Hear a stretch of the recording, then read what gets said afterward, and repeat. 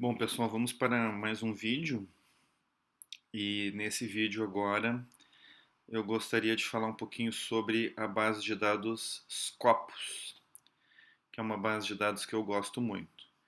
Só que ao contrário do PubMed, a base de dados Scopus, para eu conseguir acessar ela, a primeira coisa que eu tenho que fazer é habilitar o acesso remoto que a PUC nos permite, né? Se a gente entrar aqui no site geral da PUC, da biblioteca da PUC, melhor dizendo, biblioteca.pucrs.br, baixando um pouquinho a tela aqui em acesso remoto. O acesso remoto é um serviço que possibilita o acesso domiciliar às coleções online disponibilizadas pela PUC e pelo portal de periódicos da CAPES a partir de computadores e dispositivos móveis localizados fora da rede da universidade. Por quê? Lembra lá no vídeo do PubMed que eu disse que alguns artigos só vão estar disponíveis pela assinatura da CAPES? Então, aqueles artigos, bem como essa base de dados que eu quero mostrar para vocês agora, a Scopus, só são habilitadas quando o nosso computador é reconhecido como um computador ligado à universidade, por sermos alunos da universidade, professores da universidade e assim por diante. Então, vocês têm que entrar aqui nessa parte e fazer a configuração no Windows, no Mac, no iOS, no Android, aonde for, né? Tem todo passo a passo aqui para configurar o seu navegador e fazer essa, essa, esse acesso remoto. No meu caso aqui no Mac, eu venho em preferências do sistema, eu vou em rede, né? Vou nas configurações avançadas da minha rede Wi-Fi, vou em proxy e ali eu vou colocar um endereçozinho que agora já não está mais aparecendo porque eu acabei de fazer para dar essa aula e aí o meu computador fica habilitado. Vocês entrem aqui, configurem no seu computador, caso não consigam, entrem em contato com a biblioteca nesses canais aqui, nesses telefones e horários. Eles dão todo o suporte sobre como fazer o acesso remoto, tá? Uma vez feito o acesso remoto, para entrar no Scopus é muito simples, é www.scopus.com e ele abre essa tela aqui, tá? Numa primeira vista, muito parecido com o PubMed ou com outras bases de dados, né? Eu vou clicar aqui e vou fazer a minha pesquisa, vamos supor que seja aquela mesma pesquisa que eu tinha feito no PubMed, né? Running Biomechanics. A diferença é que ele já vai me perguntar aqui, ó, onde no artigo, onde eu quero pesquisar essas palavras-chave. O default dele é pesquisar no título do artigo, no resumo e nas palavras-chave. Mas eu posso escolher vários outros tipos de pesquisa. Aliás, eu posso não pesquisar por temas, eu posso pesquisar por autores, eu posso pesquisar por nomes de revista, por instituições, enfim, por fontes de financiamento, aí já seria uma outra questão, né? Mas, enfim, o default dele é esse. Eu sempre começo por aqui, realmente, tá? Mas tu pode mudar ali, bem como tu pode adicionar outros campos aqui para ir fazendo a tua pesquisa, né? Sobre outras questões. Por exemplo, digamos que eu queira pesquisar sobre biomecânica da corrida e lembra que a gente estava falando mulheres. Então eu vou botar aqui, né? Digamos que seja biomecânica da corrida, mulheres e idosos, né?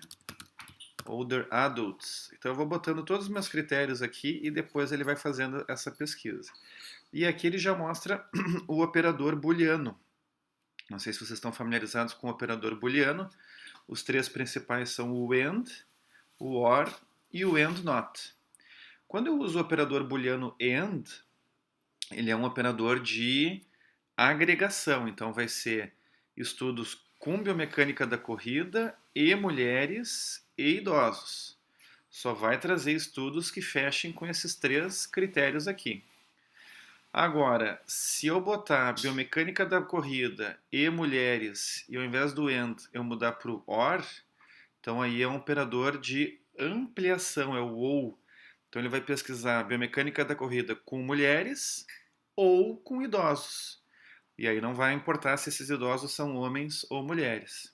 Ele amplia a minha busca.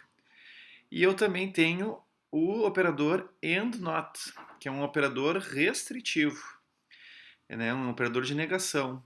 Se eu colocar biomecânica da corrida e mulheres AND NOT idosos, ele vai trazer todos os estudos com biomecânica da corrida em mulheres que não sejam idosas, só jovens, adolescentes e assim por diante. Então eu já posso aqui, ó, na minha pesquisa, fechar esses critérios. E aqui eu já vou dar uma dica para quem for fazer uma pesquisa, um trabalho depois, né, no seu TCC de revisão sistemática, anotar essas estratégias aqui, né, essa sintaxe que a gente costuma chamar de como é que tu está combinando as palavras-chave é muito importante para descrever a metodologia da revisão sistemática. Então, se eu vou fazer uma revisão sistemática sobre biomecânica da corrida em mulheres jovens, eu tenho que descrever na minha metodologia da revisão que, por exemplo, no Scopus eu pesquisei dessa forma: Running Biomechanics and Women and Not Older Adults. Tá? É a metodologia da minha revisão. Mas eu vou eliminar esses outros campos aqui e vou ficar só com a biomecânica da corrida para a gente pesquisar. Vou clicar aqui em pesquisar, né? E a Zero Hora insiste em ficar me mandando notícias palpitantes, né? E vejam só, fazendo essa pesquisa sobre biomecânica da corrida, nós encontramos aqui 4.804 artigos. Lá no PubMed a gente tinha encontrado quantos mesmo? Com biomecânica da corrida? Já não me lembro mais, vamos ver. Running Biomechanics, nós tínhamos encontrado 1.146. No Scopus, 4.804. Quer dizer, bem mais do que o PubMed, né? Essa é a primeira coisa que eu já começo a gostar mais do Scopus, né? Eu gosto mais do Scopus do que o PubMed. Ele me amplia mais a minha pesquisa, tá? O Scopus, ele também pega coisas na área da engenharia, pega coisas na área de tecnologia, de informática, pega patentes também. Então, tudo depende do tipo de pesquisa que eu estou fazendo.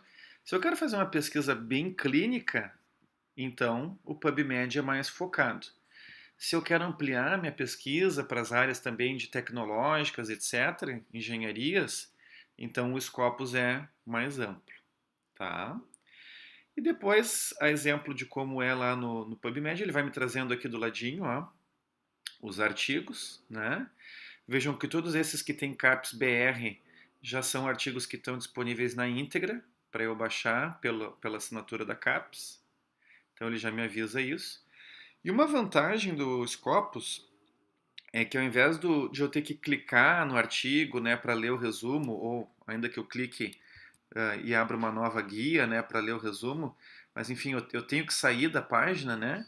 No PubMed eu já tenho aqui a opção, ó, de ver o resumo na própria página. Então eu leio o resumo aqui na própria página sem sair, ele já me marca onde estão as palavras-chave que eu pesquisei, se elas aparecem no resumo ou não. Se eu não gostei desse artigo, eu escondo esse resumo, vou para o outro, leio esse resumo aqui na página, entende? Então eu não saio da página. Eu posso já ir vendo quais artigos eu quero e quais eu não quero. Posso ir marcando eles para depois exportar eles. Vou mostrar para vocês como é que se exporta depois. Então vou lendo os títulos e os resumos e vou marcando os que eu quero e depois eu posso exportar eles, tá? Aqui ele já me diz também, né, os autores, o ano de publicação, a revista e o número de citações. Isso é uma coisa importante, né? Quanto mais vezes esse artigo for citado, melhor ele é, né? Inclusive aqui, ó, a gente percebe que os artigos eles estão dispostos, ordenados cronologicamente, o mais novo primeiro. Isso é o default dele. Porque normalmente quando a gente vai fazer uma pesquisa, a gente quer o estado da arte, né? Que é os estudos mais recentes. Mas eu também posso fazer aqui por citação. Qual será que é o artigo mais citado na área de biomecânica da corrida? Então tá lá, ó, esse artigo aqui do Blickham, de 89, no Journal of Biomechanics, recebeu 843 citações, modelo de moça-mala, né, para corrida e trote. Então, um estudo clássico da biomecânica da corrida está aqui se eu ordeno por citação. Se eu voltar lá por cronológica, ele vai me trazer o artigo mais recente, né, de 2018, nessa área. Também aqui, ó, à esquerda tem os filtros. Eu consigo ver quais são os artigos que são de acesso aberto, que são aqueles gratuitos, só 163, e os outros, que eu vou conseguir acessar eventualmente pela CAPES, né, são 4.641. Tenho que estar com acesso remoto habilitado para conseguir. Pois aqui ele já me diz por ano, ó, quantos artigos foram publicados por ano. Então eu posso ir, digamos assim, filtrando se eu quero nos últimos 5 anos, nos últimos 4 anos, né? Posso acompanhar, inclusive, o crescimento, né? Ou o interesse da área por essa temática. Vejam, ó, como foi crescendo em 2009, 182 artigos. Aí veio subindo, deu uma baixadinha. 2012, 241 artigos. 2014, 283 artigos. 2016, 331. E no ano passado, 370 artigos. Então a gente percebe claramente um aumento do interesse pela comunidade científica nessa temática, né, de biomecânica da corrida.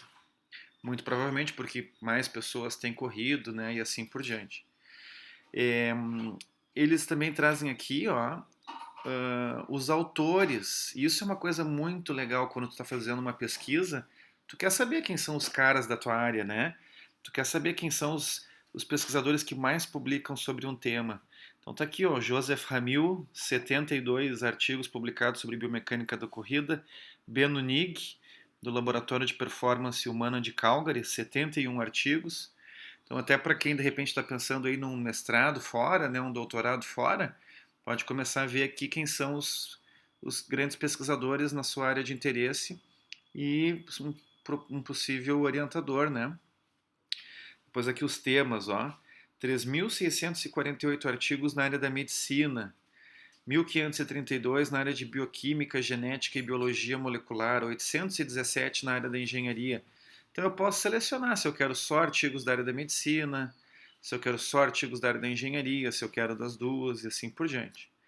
E vários outros filtros aqui, ó. Tipo de artigo, se é artigo original, revisão bibliográfica, trabalhos em conferência, né, artigos em congresso, quais são as revistas. Então, de repente, qual será que é a revista que mais publica sobre biomecânica da corrida, né? Talvez até para eu, de tempos, criar um alerta cada vez que sair uma nova edição daquela revista. Vocês sabem que vocês podem entrar nas revistas e criar alertas, né? Não só nas revistas, mas até aqui nessa busca, eu posso criar um alerta e a base de dados me manda por e-mail cada vez que um novo estudo for publicado naquela área. Uma estratégia muito boa para se manter atualizado, né? E também depois, quando vocês fizerem o TCC, eventualmente vocês vão querer publicar o trabalho de vocês, vocês podem ver aqui quais são as revistas que mais publicam sobre aquela temática. Essa é sempre uma dúvida, né, na hora de preparar um paper. Para qual revista eu mando? Aqui a gente tem uma boa ideia, porque a gente já vê que o Journal of Biomechanics é a revista que mais publica artigos sobre biomecânica da corrida. Só que, claro, o Journal of Biomechanics, uma revista de altíssimo fator de impacto na área da biomecânica, né, pelo menos. Então, uma revista dura de entrar, né? De repente, outras revistas vão ser um pouco mais fáceis. O próprio Journal of Sport Science é bem menos duro do que o Journal of Biomechanics. Também a gente consegue ver aqui as palavras-chave, ó, que mais aparecem nesses artigos. Claro que biomecânica e corrida são as que mais aparecem, porque a nossa pesquisa foi sobre isso. Também consigo ver quais são as universidades que mais pesquisam sobre biomecânica da corrida. E olha lá, ó, Universidade de Calgary, que eu falei para vocês, que era do professor Benno Nig, o segundo pesquisador mais produtivo lá, é a que mais publica sobre isso, seguida por Harvard e Massachusetts. E depois aqui os países, ó, que mais publicam sobre biomecânica da corrida. Os Estados Unidos, como sempre, né, na maioria dos temas eles são os mais produtivos. depois o Reino Unido, Canadá e assim por diante. Vamos ver onde é que está o Brasil aqui. Vamos ver, eu estou ampliando, né? Estou ampliando, estou ampliando, estou ampliando. Vamos ver se a gente acha o Brasil. Aqui, Brasil, até que não está tão mal, ó. Brasil com 73 artigos, acima da Suécia, acima da África do Sul, acima de Portugal, né? Acima de vários países, né? Então o Brasil está aqui. Posso ver, inclusive, quais são as pesquisas, né, brasileiras nessa área. São 73 artigos. Eu clico aqui em limitar, ó, e ele vai me trazer só os estudos teoricamente feitos por instituições brasileiras. E aí eu posso, inclusive, ver quem são os pesquisadores brasileiros que publicam sobre biomecânica da corrida, né? Aqui eu vou procurando e vou vendo, né? Quem sabe se eu não quero fazer um mestrado no exterior, vou fazer um mestrado aqui no Brasil, vejo quem são os pesquisadores nessa área, tá? Que mais? Falamos da universidade, o tipo de artigo também já tínhamos falado, né? Pois é, aqui na verdade não é o tipo de artigo, desculpa, aqui é o tipo de fonte, né? Então, se são revistas, se são anais de congressos, se são livros, e aqui os idiomas, né? Então tá lá em inglês a maioria esmagadora dos trabalhos, seguido por trabalhos em alemão, olha só, né? Vamos ver se a gente acha o português aqui em algum lugar. Português, duas publicações em português. Conta 4.645 publicações em inglês, né? Então, vejam que os Scopus têm essa característica, né? Eu posso ir fazendo essas filtragens aqui do lado, brincando com os critérios e vendo os artigos aqui. Tendo um artigo que me interessa, né? Clico aqui do ladinho dele, CAPES-BR, e aí sim ele vai me abrir numa nova janela para eu baixar o artigo. Vamos ver se esse artigo realmente está disponível, tá? Ó, já reconheceu aqui do ladinho o CAPES, ou seja, o nosso governo assina essa revista. Está aqui o artigo na íntegra para eu baixar. E aqui eu posso fazer o download do artigo em PDF. Certo? Bom, tem muitos outros recursos, tá? Que vocês podem ir navegando aqui no Scopus e vocês vão encontrar. Um deles é esse que eu falei, que vocês podem ir selecionando vários artigos aqui e depois exportar todos os artigos ao mesmo tempo. Eu posso clicar aqui e exportar eles, né? Desculpa, na verdade aqui é para exportar para software de gerenciamento bibliográfico, não é essa a questão. Mas aqui, ó, vamos ver onde é que eu posso. Aqui, ó, eu posso mandar eles para mim por e-mail, né? Então eu pego esses artigos que eu selecionei, né? E mando para o meu e-mail, certo? Digo aqui para quem que eu quero mandar e tal. E ele me permite ainda escolher quais informações do artigo eu quero mandar, tá? E outra coisa interessante é o seguinte, ó. À medida que vocês forem navegando nos artigos aqui, vocês vão ver que, por exemplo, esse artigo aqui, digamos, seja muito importante para mim, tem tudo a ver com a minha pesquisa. Como seria legal se eu encontrasse outros artigos que nem esse? Então eu clico aqui, ó, em documentos relacionados e ele vai me trazer outros artigos semelhantes a esse, né, que compartilhem das mesmas referências, né, que esse artigo. Então é uma forma de eu ampliar minha pesquisa para encontrar mais documentos. Ou, de repente, se esse artigo aqui me interessa, eu entro nele e eu posso ver aqui, ó, nas referências dele. Então eu não preciso abrir o artigo na íntegra para navegar pelas referências dele. Por aqui mesmo, pelo Scopus, eu já posso ir, ó, e ver os artigos que ele citou, que de repente me interessam também, porque se esse estudo é importante para mim, os artigos que ele citou talvez também sejam, tá? E quando eu entro assim no artigo aqui pelo Scopus, ele também me diz quais são os artigos que citaram ele. Nesse caso, nenhum artigo citou ele ainda, porque, claro, é um artigo que está ahead of, à frente da publicação, né? Porque ele é um artigo de maio de 2018, nós estamos em abril ainda, então ele já tá, é um artigo que já está disponível na internet antes mesmo da revista sair. Então, claro que ninguém citou ele ainda, né?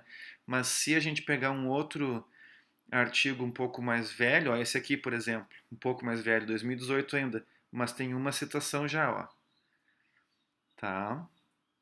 Porque esse é desse mês, abril de 2018, super velho, né? O artigo foi publicado esse mês e já tem uma citação aqui, ó. Bom, se esse artigo é interessante para mim, de repente esse outro estudo que citou ele também pode ser interessante para mim, tá? Então, assim, essa é uma overview, né, um geralzão aqui sobre o Scopus. O Scopus tem muitas outras ferramentas, tem que ir fuçando aqui, mexendo, tem coisas muito legais. Eu passaria a manhã inteira aqui falando para vocês sobre o Scopus, tá? Aliás, posso falar. Se alguém tiver alguma dúvida, quiser marcar alguma hora comigo, a gente pode se encontrar. Eu posso ajudar a fazer as pesquisas bibliográficas, tá? Não tem problema nenhum. E só retomando aquelas noções de revisão sistemática, não esqueçam, além de anotar e descrever no trabalho de revisão sistemática, se for o caso de vocês, né, uma revisão bibliográfica, como vocês combinaram as palavras-chave, vocês também têm que dizer como é que vocês foram filtrando esses estudos. Vocês filtraram por área do conhecimento? Tem que referenciar, tem que descrever no artigo. Ah, eu filtrei por tal área, fiquei com tantos estudos, filtrei por tal área, fiquei com tantos estudos. Ah, se a revisão sistemática foi só de artigos ou foi de artigos em congresso, se foi de revisões, se entrou revisão também ou não entrou. Tudo isso vocês têm que descrever na revisão bibliográfica. Quais as palavras-chave utilizadas, os tipos de revistas, né, os tipos de fonte, se foram só revistas, só periódicos, se foram anais de congresso, os idiomas. Ah, não, eu só usei na minha revisão sistemática artigos em inglês, ou usei artigos em inglês e em espanhol. Tudo isso tem que ser descrito, por isso que se chama revisão sistemática, né? Diferente da revisão narrativa, que é aquele trabalho acadêmico que a gente estava acostumado a fazer, que a gente só ia compilando as informações e escrevendo, a revisão sistemática tem essa metodologia, ela tem que caracterizar qual período cronológico foi feita essa revisão. Será que eu estou revisando estudos dos últimos 5 anos? Estudos dos últimos 9 anos, né? Dos últimos 10 anos, enfim. Então, e aqui o Scopus me ajuda a fazer minha revisão sistemática, porque a partir do momento em que eu vou anotando todos esses filtros que eu fui fazendo, né? Automaticamente ali eu já tenho os critérios para descrever a minha metodologia da revisão sistemática no meu trabalho de conclusão depois. Tá bem? Claro que são só noções de revisão sistemática, né? Tem muitas outras coisas relacionadas à revisão sistemática, mas eu achei importante fazer um link entre a busca de artigos nas bases de dados e alguns aspectos que são importantes de serem levados em conta nas revisões sistemáticas. Ok? Muito obrigado a todos pela atenção e bom trabalho a todos. Tá? E com isso, pessoal, eu encerro o meu último vídeo da disciplina.